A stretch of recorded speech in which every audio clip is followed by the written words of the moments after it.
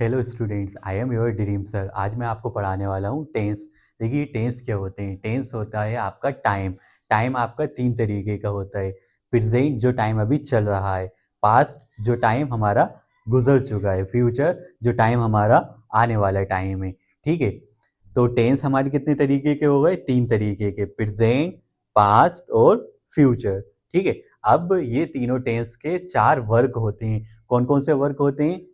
इन तीनों टेंस के ये चार वर्ग होते हैं। कौन कौन से वर्ग होते हैं? इंडेफिनेट, जिसे आप सिंपल टेंस भी बोलते हैं।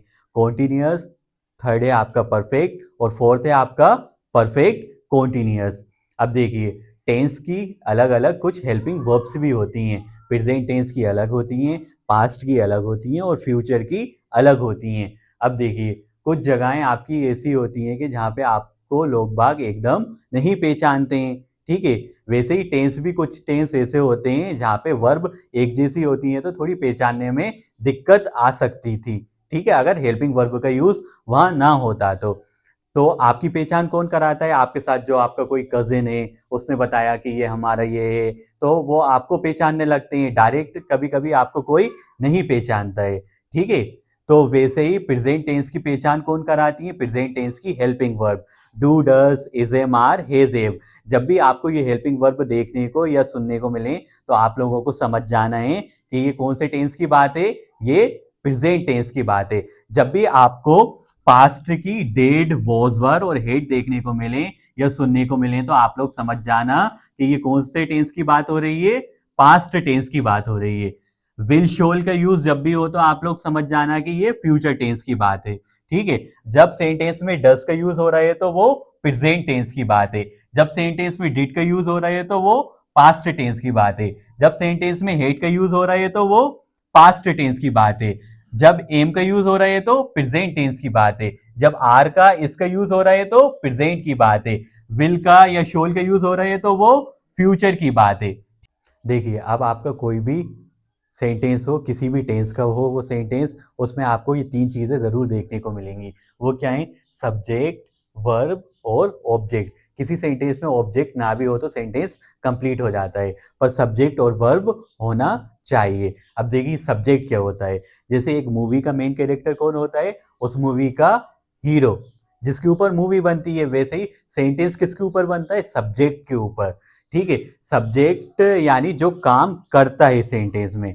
ठीक है, जिसके ऊपर सेंटेंस में बात करते हैं अपन, वो सेंटेंस का सब्जेक्ट होता है। वर्ब होती है एक्शन वर्ड, यानी एक ऐसा वर्ड जिस वर्ड के अंदर कोई काम यानी एक्शन होता है। अब जो हीरो होता है, ठीक है, वो जो भी एक्शन करता है, यानी देखने का एक्शन हो गया, ठीक है, भागने का यानी रन करने का एक्शन हो गया, जंप करने का एक्शन हो गया, फाइट करने का एक्शन हो गया, ये सभी हमारे क्या होते हैं? एक्शन वर्ड होते हैं। और भी बहुत सारे तरीके के एक्शन वर्ड होते हैं, यानी वर्ब होती हैं। और टेंस में हम तीन तरीके की वर्ब का यूज करते हैं, यानी फर्स्ट फॉर्म, सेकंड फॉर्म और थर्ड फॉर्म का। टेंस के अंदर हम थ्री फॉर्म ऑफ वर्ब्स का यूज करते हैं। ठीक है, ऑब्जेक्ट होता है जिस पर काम का असर पड़ता है, सिंगुलर सब्जेक्ट और प्लूरल सब्जेक्ट। ठीक है, ये दो टाइप्स के सब्जेक्ट आपको सेंटेंस में देखने को मिलेंगे। सिंगुलर सब्जेक्ट यानी एक वचन, प्लूरल सब्जेक्ट यानी बहुवचन। सिंगुलर सब्जेक्ट होते हैं हमारे he, she, it, any name. Any name यानी कोई एक नाम है सेंटेंस में, जैसे सौरभ है, मोहन है, कोई भी एक नाम है सेंटेंस में तो वो सिंगुलर सब्जेक्ट माना जाएगा।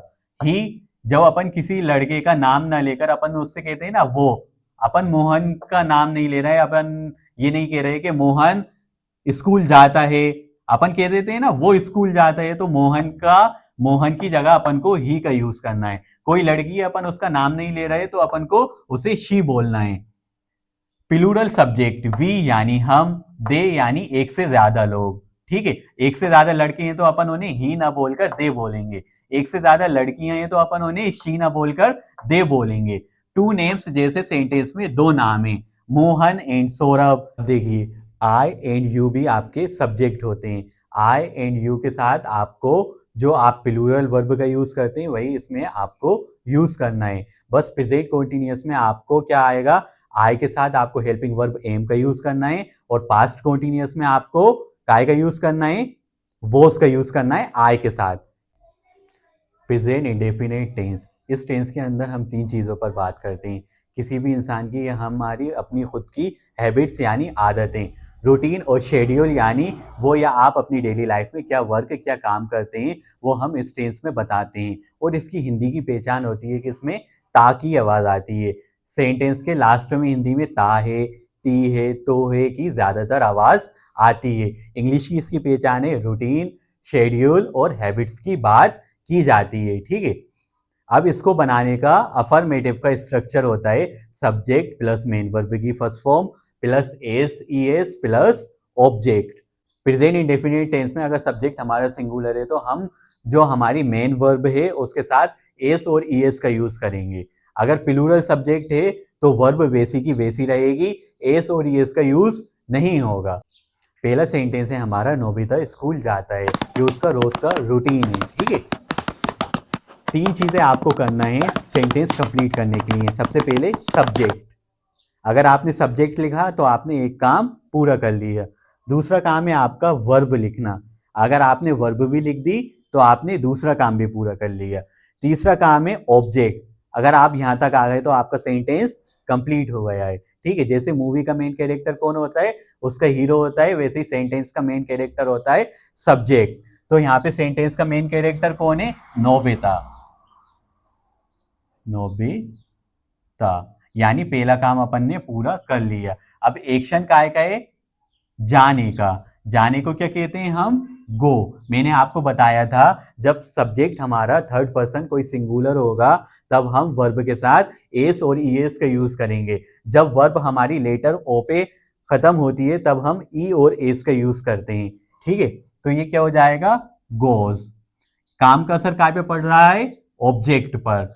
Nobita goes to school, school हमारा ऑब्जेक्ट हो गया। Nobita goes to school. Next sentence है हमारा विराट क्रिकेट खेलता है, विराट का शेड्यूल है क्रिकेट खेलने का। अपन प्रेजेंट इंडेफिनिट टेंस पे हैबिट्स, रूटीन और शेड्यूल पे ही बात करते हैं। विराट क्रिकेट खेलता है, अपन को तीन चीजें करना है स्ट्रक्चर देख देख कर, सब्जेक्ट वर्ब और ऑब्जेक्ट। तो इसमें बात किसकी हुई, विराट की है, तो सब्जेक्ट विराट है, विराट। दूसरा काम क्या है, वर्ब लिखना। तो वर्ब क्या है, खेलना। खेलने को क्या बोलते हैं, प्ले।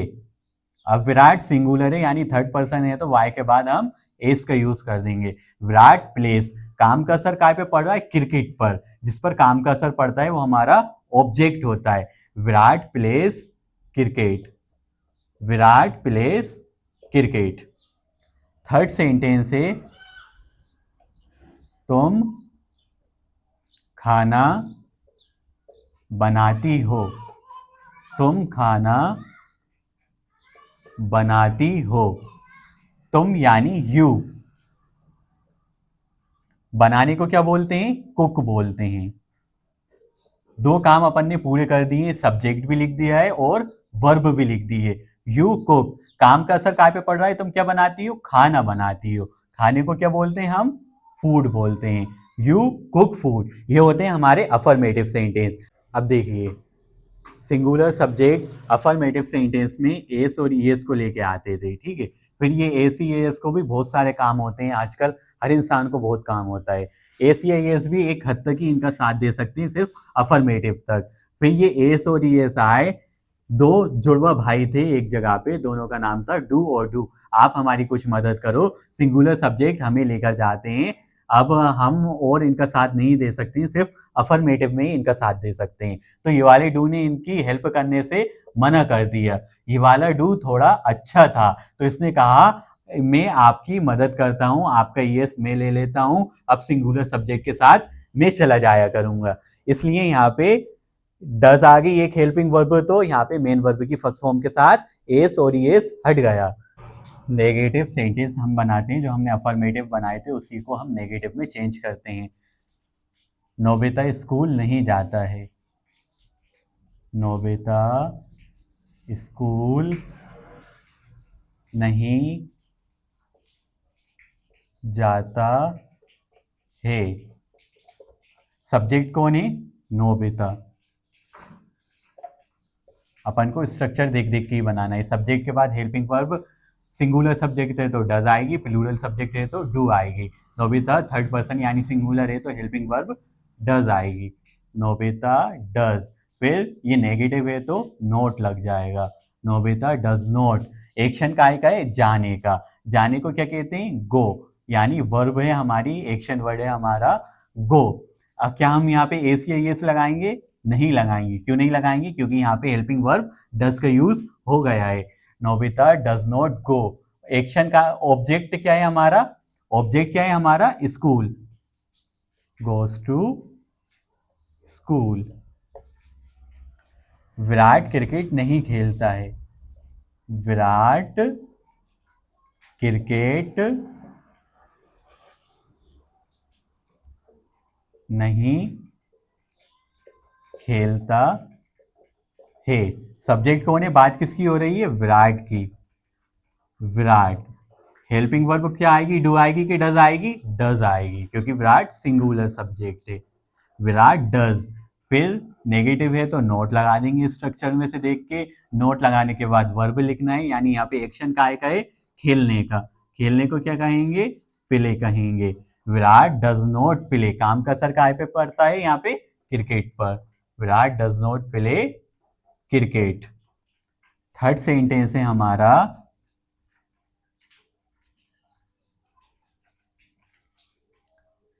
थर्ड सेंटेंस है हमारा, तुम खाना नहीं बनाती हो।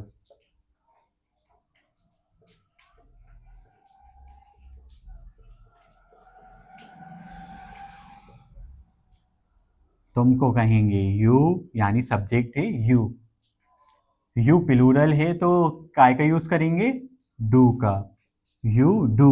फिर ये नेगेटिव है तो काय का यूज करेंगे, नोट का, यू डू नोट। एक्शन काय का है, बनाने का, बनाने को कहेंगे कुक, ठीक है। फिर उसके बाद ऑब्जेक्ट यानी काम का असर काय पे पड़ रहा है, खाने पर, you do not cook food. ये होते हैं हमारे नेगेटिव सेंटेंस। अब हम स्टार्ट करते हैं इंटेरोगेटिव सेंटेंस।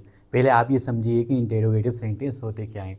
इंटेरोगेटिव सेंटेंस यानी प्रश्नवाचक वाक्य, ठीक है, जिसमें हम कोई क्वेश्चन पूछते हैं जिसका आंसर सामने वाला आसानी से हाँ या ना के साथ दे सकता है। इंटेरोगेटिव स्ट्रक्चर का, इंटेरोगेटिव सेंटेंस का स्ट्रक्चर होता है do does plus subject plus main verb की फर्स्ट फॉर्म प्लस ऑब्जेक्ट। जब भी हम प्रश्नवाचक यानी इंटेरोगेटिव सेंटेंस बनाते हैं तब हम हेल्पिंग वर्ब को सब्जेक्ट से पहले लिखते हैं। पहला सेंटेंस है, क्या तुम टीवी देखते हो, क्या तुम टीवी देखते हो। देखो सुनने में ही आपको लग रहा है कि इसका आंसर अगर आप देखते हो तो हाँ में दे दोगे, नहीं देखते तो ना में दे दोगे। सबसे पहले भले ही अपन को हेल्पिंग वर्ब लगाना हो पर फोकस अपन को सब्जेक्ट पे ही करना है कि सब्जेक्ट सिंगुलर है कि प्लूरल है। सब्जेक्ट है तुम यानी यू, यू के साथ हेल्पिंग वर्ब क्या आएगी, डू आती है, क्या आती है, डू। यानी पहला काम आपने पूरा कर दिया, दूसरा काम तो ऑलरेडी पे हो चुका है क्योंकि फोकस आपने पहले सब्जेक्ट पे करा था, डू यू। अब एक्शन का है, ये तीसरा काम अपना वर्ब लिखने का है, एक्शन है यहाँ पे देखने का, देखने को बोलते हैं वॉच। डू यू वॉच, काम का असर काय पे पड़ रहा है, टीवी पर, काय पर पड़ रहा है तो ऑब्जेक्ट हमारा क्या होगा, TV. Do you watch TV. Interrogative sentence में याद रखिएगा आप लोगों को क्वेश्चन मार्क का यूज जरूर करना है। थर्ड सेंटेंस है, क्या तुम इंग्लिश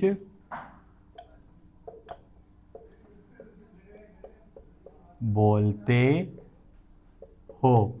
ये सेंटेंस आप लोग मुझे बना के बताइए, अगर आप लोगों से नहीं बनेंगे तो थोड़ी देर में मैं आपको खुद बना के बताऊंगा। मुझे पूरी उम्मीद है कि आप लोग बहुत इंटेलिजेंट हैं तो आपने ये सेंटेंस कंप्लीट कर लिए होंगे। जिसने नहीं किए मैं एक बार कंप्लीट करवा देता हूँ। देखिए भले ही यहाँ पे अपन को पहले हेल्पिंग वर्ब लिखना है पर फोकस सबसे पहले सब्जेक्ट पे करना होता है। सब्जेक्ट सिंगुलर है तो हेल्पिंग वर्ब डज, अगर सब्जेक्ट प्लूरल है तो हेल्पिंग वर्ब डू का यूज़ करते हैं। सिंगुलर के साथ डज और प्लूरल के साथ डू। यहाँ पे एक लड़की की बात है यानी सिंगुलर है तो हेल्पिंग वर्ब क्या आएगी, डज आएगी। क्या आएगी, हेल्पिंग वर्ब डज। फिर सब्जेक्ट क्या है, शी, डज शी, क्या वे गाना गाती है? एक्शन काय का है? गाना गाने का। गाना गाने को क्या कहते हैं? सिंग वो कहते हैं। डज शी सिंग, काम का असर काय पे पड़ रहा है? क्या गाती है वो? गाना। डज शी सिंग सॉन्ग, क्या वो गाना गाती है? क्या तुम इंग्लिश बोलते हो? सब्जेक्ट तुम, यानी प्लूरल है तो हेल्पिंग वर्ब आएगी डू। सब्जेक्ट है हमारा डू यू। अब एक्शन है बोलने का, बोलने को कहते हैं स्पीक। क्या कहे? स्पीक, वर्ब है स्पीक। डू यू स्पीक, काम का असर काय पे पड़ रहा है? इंग्लिश पर। और तो ऑब्जेक्ट हमारा क्या है? English. Do you speak English. ठीक। डबल इंटेरोगेटिव सेंटेंस, यानी ये भी क्वेश्चन वाले ही होते हैं, इसमें भी क्वेश्चन ही पूछे जाते हैं, पर इसमें क्वेश्चन की पावर WH फैमिली के आने से बढ़ जाती है। आपकी बुक्स में, आपकी नोटबुक में भी क्वेश्चन जो होते हैं वो WH फैमिली से स्टार्ट होते हैं। WH फैमिली क्या होती है? जैसे हमारा है what, which, how, why, where, whom, ये सब हमारी WH फैमिली होती है। जब ये क्वेश्चन में ऐड होती हैं तो क्वेश्चन की पावर बढ़ जाती है, जिससे सामने वाले को अपना आंसर डिस्क्राइब करके बताना पड़ता है। ठीक है। इसको बनाने का स्ट्रक्चर है WH family plus doodles plus subject plus main verb की first form plus object. Same to same आपका इंटेरोगेटिव की तरह है, वैसे ही आपके सेंटेंस बनेंगे, बस उससे पहले WH फैमिली ऐड हो जाएगी। वाई है तो, क्यों है तो वाई ऐड हो जाएगा, कहाँ है तो वेयर ऐड हो जाएगा, कैसे है तो हाउ ऐड हो जाएगा। डबल इंटेरोगेटिव सेंटेंस का पहला सेंटेंस है तुम स्कूल क्यों जाते हो? क्या आप इसका आंसर हाँ या ना के साथ दे सकते हैं? नहीं दे सकते ना। अब आपको रीज़न बताना पड़ेगा कि पापा डंडे मार के भेजते हैं। तुम स्कूल क्यों जाते हो? सबसे पहले अपन को यहाँ पे स्ट्रक्चर देख के WH फैमिली का यूज़ करना है। क्यों के लिए WH फैमिली के मेंबर वाई का यूज़ किया जाता है। काय का यूज़ किया जाता है? वाई का। फिर उसके बाद अपन को सब्जेक्ट पे ध्यान देना है। जैसे अपन इंटेरोगेटिव पे हेल्पिंग वर्ब लिखने से पहले सब्जेक्ट देखते थे, सिंगुलर है कि प्लूरल है। यहाँ पे तुम है, यानी प्लूरल है तो तुम के साथ हेल्पिंग वर्ब यानी यू के साथ क्या आएगी? डू आएगी। वाई डू, सब्जेक्ट क्या है? You. Y do you, action काय का है? जाने का है। जाने को क्या कहते हैं? गो। काम का असर काय पे पड़ रहा है? ऑब्जेक्ट क्या है हमारा? School. Why do you go to school, तुम स्कूल क्यों जाते हो? और आगे क्वेश्चन मार्क। सेकंड सेंटेंस है हमारा विराट क्रिकेट कहाँ खेलता है? ठीक है। कहाँ के लिए WH फैमिली के मेंबर वेयर का यूज़ किया जाता है। काय का यूज़ किया जाता है? वेयर का। तो सबसे पहले अपन को WH फैमिली लिखना है, तो अपन ने वेयर लिख दिया। फिर अपन हेल्पिंग वर्ब लिखने से पहले सब्जेक्ट देखेंगे। सब्जेक्ट हमारा सिंगुलर है तो आएगा डज। वेयर डज, सब्जेक्ट क्या है? Virat. Where does Virat, action काय का है? खेलने का। खेलने के लिए प्ले, काम का असर कहाँ पे पड़ रहा है? क्रिकेट पर।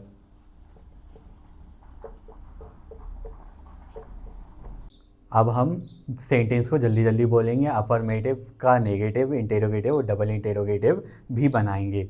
आई go to school, I do not go to school, do I go to school, why do I go to school. Nobita goes to school, Nobita does not go to school, does Nobita go to school, why does Nobita go to school. Virat plays cricket, Virat does not play cricket, does Virat play cricket, where does Virat play cricket. She cooks food, she does not cook food, does she cook food, how does she cook food.